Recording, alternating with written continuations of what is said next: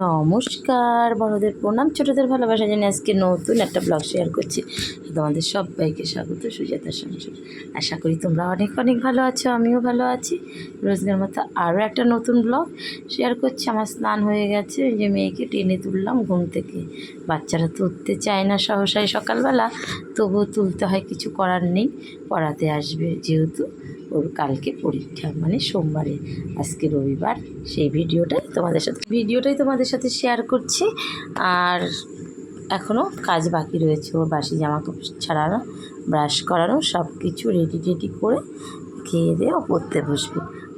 Aunty আসবে, আর এদিকে আমি যাব রান্নাঘরের কাজ আছে কী কী সেগুলো করার জন্য। তো করতেই হবে খেতে হলে, সেই কারণে। আর দেখো, তোমরা যারা নতুন বন্ধু এখন আমার চ্যানেলটাকে সাবস্ক্রাইব করোনি, সাবস্ক্রাইব করে পাশে থেকো।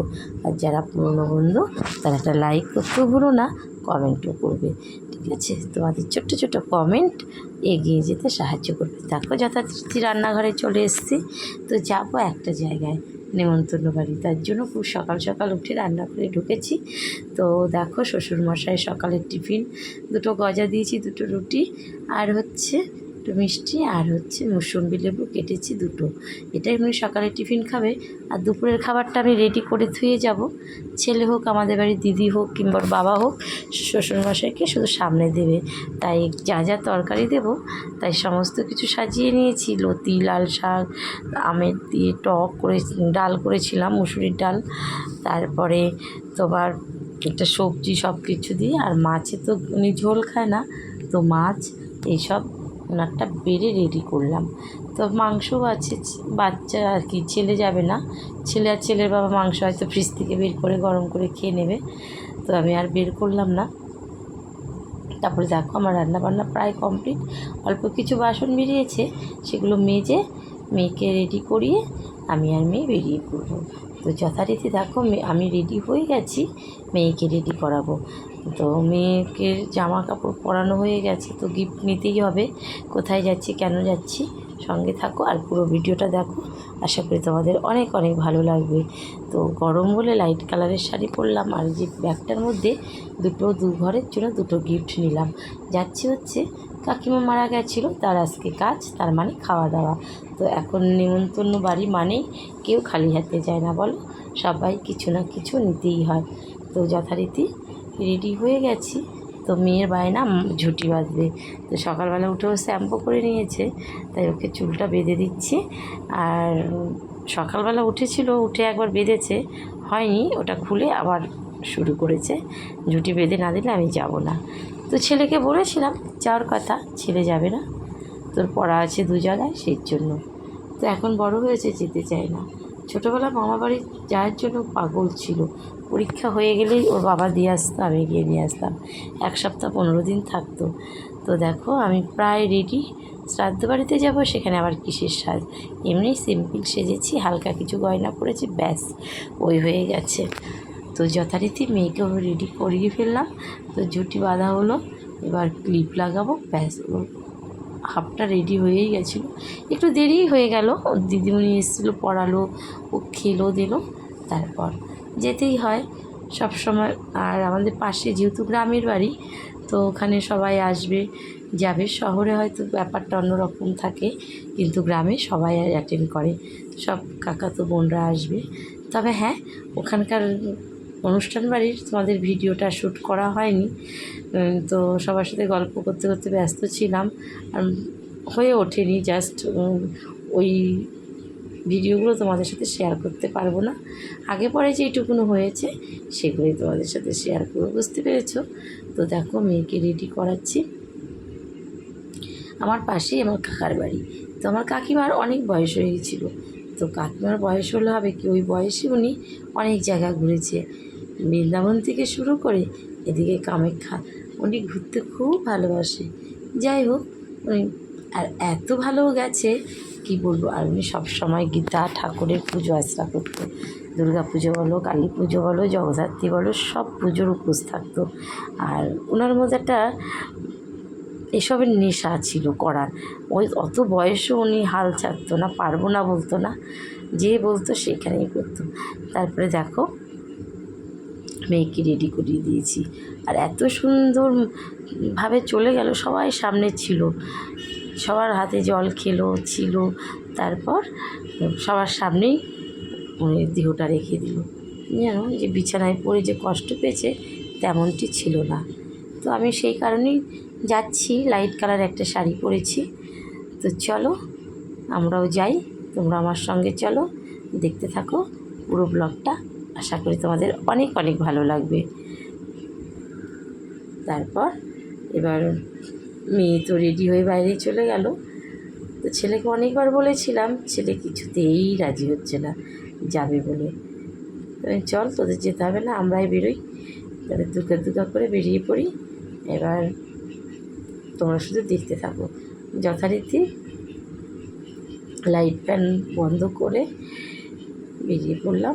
ছেলে বাড়ি থাকবে। এবার জুতোটা পরে নিই, মেয়েকে জুতো পরতে বললাম, তো জুতো পরে নিল। তো চলো আমরা এখন বেরিয়ে পড়ছি ঠাকুর প্রণাম করে। তোমরাও আমার সঙ্গে চলো, কতটা কী করলাম, কেমন খেলাম, ঘুরলাম। ঘোরা তো নয়, আবার বাড়ি ফিরতে হবে। এমন একটা পিছুটান, যেহেতু পরের দিন মেয়ের পরীক্ষা, শুধু কয়েক ঘন্টার জন্য যাওয়া। এখন 12টা 12:30 বাজে। তো যেতে যেতে হয়তো 1টা বাজবে, একটা না হলেও এমন কিছু হবে। ওই যে আমার মেয়ে পুরো রেডি। তারপরে দেখো যথারীতি রেডি হয়ে আমরা বেরিয়ে পড়ছি। তো ছেলে তো বাড়িতে থাকবে, দাদু রয়েছে, শ্বশুরমশাই বয়স্ক বলে ওর বাবা যাবে না। শ্বশুরমশাইকে তো একটু দেখতেই হবে, একা থাকলে অত বড় বাড়িটা ফেলে দিয়ে চলে যাওয়া। তারপরে আমাদের বাড়ি যে দিদিটা থাকে তারও খুব জ্বর হয়েছে। তো ছেলের বন্ধুরা মিলে সবাই খেলা করছে। আমরা যথারীতি বেরিয়ে পড়ছি, টোটো ধরবো সেই উদ্দেশ্যে। তো ছাতা নিয়েছি, ছাতাটা খোলার অপেক্ষা। পাশে কুকুর আছে বলে ভয়ে খুলছি না, আবার ধাওয়া দেবে সেই জন্য। ওই দেখো, তো যথারীতি আমার বাপের বাড়ি চলে এসেছি। আমরা এখন যাব গিফট দিতে। ওই যে আমার বৌদির ছোটো মেয়ে, তো বড় মেয়ে ঘর মুছছে, পরে সেটাও শেয়ার করব। শুধু সঙ্গে থাকো, দেখতে থাকো। তো আমার মেয়ে তো মামা বাড়ি আসতে ভীষণ পছন্দ করে, হয় না, যেতে পারে না, সেই জন্য আসা হয় না বলে থাকতেও পারে না। তো বলেছি ঠিক আছে, বড় হোক, একা একা তারপরে থাকবে। এদিকে দেখো ওকে রেডি করাচ্ছি, আর আমার মেয়ে তো খুব মজা দিদিকে পেয়ে এটার। তারপরে দেখো আমরা আবার রেডি হয়ে পড়েছি। তো গিফট দিয়ে চলে এসেছি ওখানে গল্প টল্প করে কাকার বাড়ি থেকে। এবার আবার সবাই মিলে যাচ্ছি খেতে।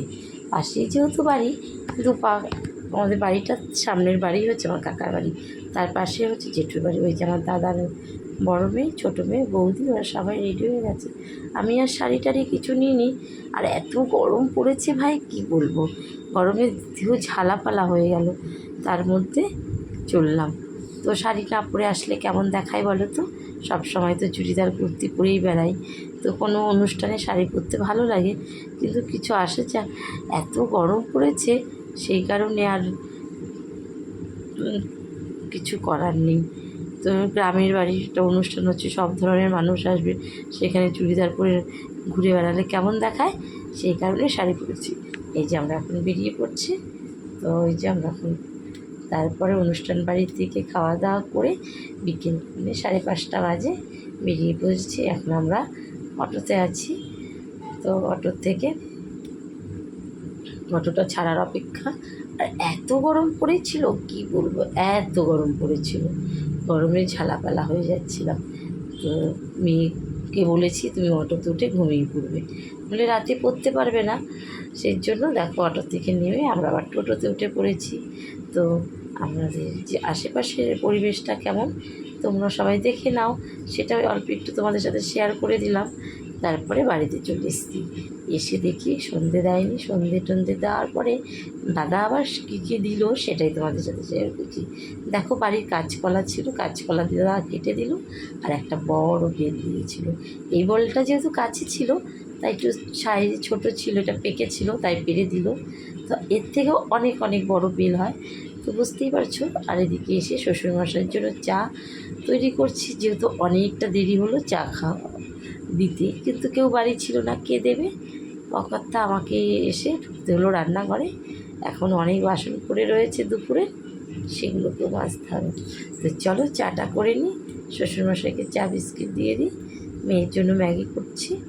এই দেখো মেয়ের জন্য এখন ম্যাগি চলছে, মেয়ে ম্যাগি খাবে, খেয়ে পড়তে বসবে। আর শ্বশুরমশাইয়ের জন্য চা আর আমার জন্য চা বেড়ে নিচ্ছি। এখন হচ্ছে সন্ধেবেলা, তাও 7টা 7:30 হয়তো বাজে। তো এই সময়টা পড়ে নিয়ে বসবো মেয়েকে পড়াতে, মেয়েকে খেয়ে পড়তে বসে পড়বে। আর আমরা তো আমি চা আর বিস্কিটই খাই, আর কিছু খাই না। আর শ্বশুরমশাইকে যতগুলো বিস্কুট দেওয়ার সাজিয়ে দিই, প্রতিদিন যা যা দিই। তো সাজিয়ে দিচ্ছি ওনার প্লেটটা, ওনাকে দিয়ে এসে তারপর আমার বাসন মেজে মেয়ের কাছে ঢুকবো পড়ানোর জন্য। তো কেমন হলো আজকের ব্লগটা তোমরা কিন্তু কমেন্ট করতে ভুলো না। এই দেখো মেয়ের ম্যাগি হচ্ছে, তো ম্যাগিটা খেয়ে পড়তে বসবে। তো একটু হওয়ার অপেক্ষা, একটু ঠান্ডা হবে তারপরে খাবে। এই যে ম্যাগিটা করে নিলাম, মশলাটা পুরো দেবো না জানো তো, এক প্যাকেটে অল্প একটু মশলা দেবো, কারণ একটু ঝাল ঝাল খেতে পছন্দ করে না একদম। তো ছোটো তো, ও ঝালটা খায় না, সেই জন্য নামমাত্র মশলা দেবো, একদম সেদ্ধ কেমন লাগে না। তো দেখো আমার ম্যাগিটা প্রায় হওয়ার মুখে, এবার একটু মশলাটা দিয়ে কিছুক্ষণ পরেই নামিয়ে নেব, বুঝতে পেরেছ? এই দেখো প্রায় হয়ে গেছে, আমি একটু নেড়ে দিলাম, ঠান্ডা হলে ও খেয়ে নেবে। তারপর এই হচ্ছে আজকে সারাদিনের কাজকর্ম। বাপের বাড়ি ঘুরতে যাওয়া, বাপের বাড়ি বিশেষ অনুষ্ঠান ছিল বলেই সকাল সকাল মা মেয়ে বেরিয়ে পড়লাম। কী অনুষ্ঠান ছিল পুরো ভিডিওটা তোমরা দেখলেই বুঝতে পারবে। তারপরে দেখো মেয়ে পড়তে বসবে খাওয়া দাওয়া করে, তো বইটই রেডি করে রেখেছি। মেয়ে একটু জেঠুর সাথে দেখা করতে গেল, সারাদিন যেহেতু দেখিনি সেই কারণে। আর আমি এদিকে বাসন টাসন মেজে এসে গা কাপড় ধুয়ে চা বিস্কুট খাচ্ছি। তাহলে আজকের মতো ভিডিওটা এখানে রাখছি। তোমরা অনেক ভালো থেকো, সুস্থ থেকো, যে যেখান থেকে দেখছো ছোট্ট একটা লাইক করে দিও। আর আমার চ্যানেলটা যারা নতুন বন্ধু সাবস্ক্রাইব করে পাশে থেকো। সবাই অনেক অনেক ভালো থেকো, সুস্থ থেকো, সাবধানে থেকো, টাটা।